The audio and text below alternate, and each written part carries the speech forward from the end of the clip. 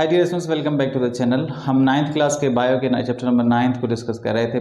पिछली वीडियो मैंने अपलोड की है जिसमें मैंने ये बताया कि ट्रांसपोर्टेशन क्या है, क्यों होती है और किस लिए होती है और क्यों ज़रूरी है। Transportation is defined as simply movement of molecules within the body of living organism is called transportation. ये ट्रांसपोर्ट बहुत ही कंपलसरी है क्योंकि ये चीज़ बहुत ही लाजमी है, बहुत ही इंपॉर्टेंट है, क्योंकि ट्रांसपोर्टेशन होगी तो चीज़ें ट्रैवल करके एक जगह से दूसरी जगह पर पहुँचेंगी। अब ट्रांसपोर्टेशन जो है सभी लिविंग ऑर्गेनिज्म के अंदर होती है। आज हम प्लांट के अंदर ट्रांसपोर्टेशन को डिस्कस करने जा रहे हैं। प्लांट्स लिविंग ऑर्गेनिज्म है और इनकी बॉडी के अंदर चीज़ें ट्रांसपोर्ट होती हैं एक जगह से दूसरी जगह पे। इनके अंदर special type of vascular tissues मौजूद होते हैं प्लांट की बॉडी के अंदर, जिन्हें हम जाइलम और फ्लोएम कहते हैं। प्लांट के अंदर ट्रांसपोर्टिंग टिश्यूज़ जो होते हैं उन्हें हम वेस्कुलर टिश्यूज़ कहते हैं। वेस्कुलर टिश्यूज़ इसलिए कहते हैं क्योंकि vessel like, tube like structure के होते हैं, ट्यूब लाइक नज़र आते हैं, इसलिए हमको वेस्कुलर टिश्यूज़ कहा जाता है। इसके अलावा इसको कॉम्प्लेक्स टिश्यूज़ भी कहा जाता है, क्योंकि ये कॉम्प्लेक्स इसलिए कहते हैं क्योंकि आप सबने पढ़ा है कि टिश्यूज़ वो स्ट्रक्चर होते हैं जो कि एक तरह के सेल के बने होते हैं। Tissues are defined as group of cells which have similar structures and perform the same function. अब ये जाइलम फ्लोएम जो हैं ये हैं तो टिश्यूज, लेकिन ये कॉम्प्लेक्स इसलिए हैं क्योंकि इनके अंदर एक तरह के सेल नहीं है। जाइलम 4 काइंड्स ऑफ सेल के बने हुए हैं, जबकि फ्लोएम भी जो है 4 kinds of cell, different cell के बने हुए हैं। That's for they are called complex tissues.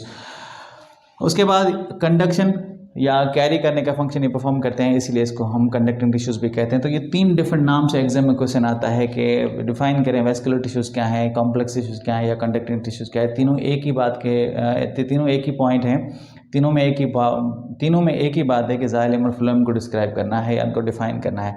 अब जाइलम और फ्लोएम जो है प्लांट की बॉडी के अंदर कंडक्टिंग टिश्यूज़ होते हैं। ये एक स्टेम मैंने बनाई है, स्टेम के पूरे सेंट्रल एरिया में इनकी ट्यूब्स मौजूद होती हैं। बाहर की तरफ जाइलम की ट्यूब होती है और अंदर की तरफ जो है फ्लोएम की ट्यूब होती है। तो सर स्टेम के पूरे बीच के अंदर ये जाइलम और फ्लोएम की नालियाँ मौजूद होती हैं जो कि कंडक्शन या चीज़ें ट्रैवल करके पहुंचाते हैं, कैरी करके पहुंचाते हैं। अब जाइलम जो है, अगर उसकी बात करें तो जाइलम का फंक्शन ये है कि रूट का फंक्शन बेसिकली ये है कि रूट जो है पानी एब्जॉर्ब करती है। The function of root is to absorb water and minerals from the soil. When root absorbs water and minerals, it transports the water towards the xylem. Then xylem carries the water and minerals and provides to the upper part of the plant body, especially to the leaves where the food is made. तो xylem का function ये है कि root जब पानी absorb करके देती है तो ये कैरी करते हैं पानी को, मिनरल्स को और अपर पार्ट्स को प्रोवाइड करके देते हैं ताकि वहाँ पे खाना बने, फूड मैन्युफैक्चर हो। फिर वही मैन्युफैक्चर्ड फूड जो है वो फ्लोएम की ट्यूब्स उठाती हैं। फ्लोएम का फंक्शन ये है कि ये प्रिपेयर्ड फूड जो है लीव से उठाते हैं और सप्लाई करते हैं to the all other part of the plant. So इनका फंक्शन आपके सामने क्लियर हो चुका है। अब बात करते हैं जाइलम और फ्लोएम के अंदर मौजूद डिफरेंट सेल्स की। जाइलम के अंदर जो 4 डिफरेंट काइंड ऑफ सेल होते हैं उनमें सबसे पहले जाइलम ट्रेकियाइड एक सेल है जो कि आपको ये दिख रहे हैं। मैंने ये स्ट्रक्चर बनाई है। ये जो हैं इस तरह के नोकदार एंड वाले जो सेल होते हैं इन्हें हम जाइलम ट्रेकियाइड कहते हैं। ये इस ट्यूब के बाहर की तरफ मौजूद होते हैं। इसके अंदर बिल्कुल ये आपको रेड कलर में दिख रहे हैं, ये जो सेल्स हैं ये जाइलम वेजल सेल कहलाते हैं। ये इस तरह होते हैं, एक सेल दूसरे सेल के ऊपर पड़े होते हैं, ये ट्यूब की तरह होते हैं। ये एक सेल है, ये दूसरा सेल है, इसके ऊपर पड़े हुए हैं। इस तरह ये जाइलम ट्रेकियाइड के अंदर वेजल सेल होते हैं, जाइलम के वेजल सेल होते हैं। ये मोस्टली कंडक्शन करते हैं, majority of conduction xylem vessel करते हैं, जबकि ये जो टेपरिंग एंड वाले सेल ट्रेकियाइड मौजूद हैं ये भी कंडक्शन करते हैं। इनके अंदर ये कंडक्शन साइड वाइज नहीं होती, हॉरिजॉन्टल नहीं होती, बल्कि अपर होती है, क्योंकि इनके यहाँ पे जहाँ पे सेल आकर अटैच होते हैं, ये दूसरा सेल यहाँ पे अटैच हुआ है तो यहाँ से एक सुराख होता है, होल होता है, जिनके थ्रू वाटर अपवर्ड मूव करता है, मिनरल्स अपवर्ड मूव करते हैं।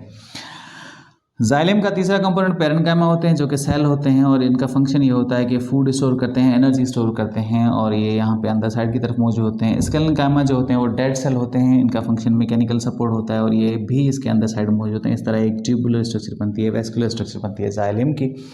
फ्लोएम की अगर बात करें तो फ्लोएम के अंदर भी 4 डिफरेंट काइंड ऑफ सेल होते हैं। उनमें सबसे पहले सिव ट्यूब या सिव सेल्स होते हैं। ये इस तरह छन्नी के जैसे दिखने वाले सेल होते हैं, इनको सिव एलिमेंट कहा जाता है।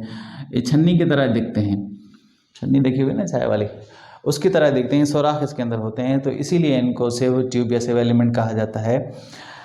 इनकी कोई सेलुलर स्ट्रक्चर नहीं है, इसलिए इनके साथ दूसरे अटैच सेल जो है वो कैम्पेनियन सेल होते हैं। ये साथी सेल हैं, कैम्पेनियन सेल हैं। ये सिव ट्यूब की हेल्प करते हैं, उसको अगर कहीं डैमेज हो जाए तो उसको रिपेयर करते हैं, उसको एनर्जी प्रोवाइड करते हैं। ये कंपेनियन सेल बिल्कुल इस सेव एलिमेंट के साथ होते हैं। बाकी अंदर जो है वो फ्लोएम पैरेन्काइमा होते हैं जो कि एनर्जी स्टोर करते हैं, और फ्लोएम स्केलेन्काइमा होते हैं जो कि डेड सेल होते हैं, सपोर्ट प्रोवाइड करते हैं। इस तरह फ्लोएम की ये ट्यूबुलर स्ट्रक्चर बनती है। तो ये है प्लांट के अंदर मौजूद जाइलम एंड फ्लोएम जो कि कंडक्शन का फंक्शन परफॉर्म करते हैं। ये ट्रांसपोर्टिंग टिश्यूज़ हैं जो कि प्लांट के अंदर ट्रांसपोर्ट करने में हेल्प करते हैं, बल्कि ट्रांसपोर्टेशन करते हैं। अब यहाँ पे सवाल एक पैदा ये होता है कि प्लांट के अंदर पानी अपवर्ड कैसे मूव होता है। तो उसका सिंपल जवाब ये है कि प्लांट के अंदर एक मैकेनिज्म होता है जिसे ट्रांसपायरेशन कहते हैं। ट्रांसपायरेशन का मतलब है पौधों के अंदर जो सॉफ्ट पार्ट होते हैं, टिप्स जो होती हैं, कच्चे जो एरियाज होते हैं, वहाँ पे जब हीट पड़ती है तो वहाँ से पानी जो है वो एवापोरेट होकर निकलता है। इसे ट्रांसपायरेशन कहते हैं। Transpiration is defined as water vapour loss from the tips and aerial part of the plant due to heat, due to warmth is called transpiration।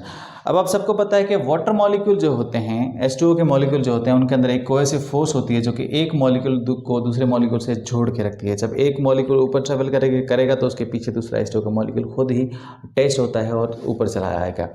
तो जब लीव के टिप से एक पानी एवापोरेट होता है तो उसकी जगह पे दूसरा पानी आ जाता है। तो इस तरह वाटर की जो एक लाइन बनी होती है, वो वाटर कंटेंट्स जो होते हैं एक दूसरे के पीछे ट्रेवल करते हुए चले आते हैं। इस तरह पानी जो है वो from the root to the upper parts move करता है ट्रांसपायरेशन पुल की वजह से।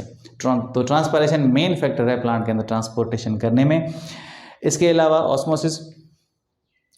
ऑस्मोसिस भी इंपॉर्टेंट है, क्योंकि ऑस्मोसिस का मतलब ये है कि वाटर खुद ब खुद मूव करेगा उन सेल की तरफ जहाँ पे साल्ट मौजूद है। तो जिन सेल के अंदर साल्ट मेंटेन्ड है एक्टिव ट्रांसपोर्ट की वजह से, तो उनकी तरफ पानी खुद ब खुद ट्रेवल करता हुआ ऊपर चला आएगा, और सेल के अंदर इस तरह पानी जो है ऊपर ट्रेवल करता है। लीफ जो है वो सप्लाइंग एंड है, वो सप्लाई कर रहा है फूड को। सप्लाइंग एंड से कंजप्शन एंड की तरफ फूड मूव करता है, जिसको हम ट्रांसलोकेशन कहते हैं। The movement of food from supplying end to the consumption end is called translocation. So this is all about today's topic. I hope आपको चीज़ें आसान लगी होंगी, समझ आई होंगी। चैनल को सब्सक्राइब करें, अच्छी लगी हैं दूसरों से शेयर करें, सब तक चीज़ें पहुँचाएँ ताकि उनका भी किसी तरह अगर हो सके फ़ायदा हो। मिलते हैं फिर जल्दी नेक्स्ट टॉपिक में एनिमल ट्रांसपोर्टेशन के साथ। Till then bye bye.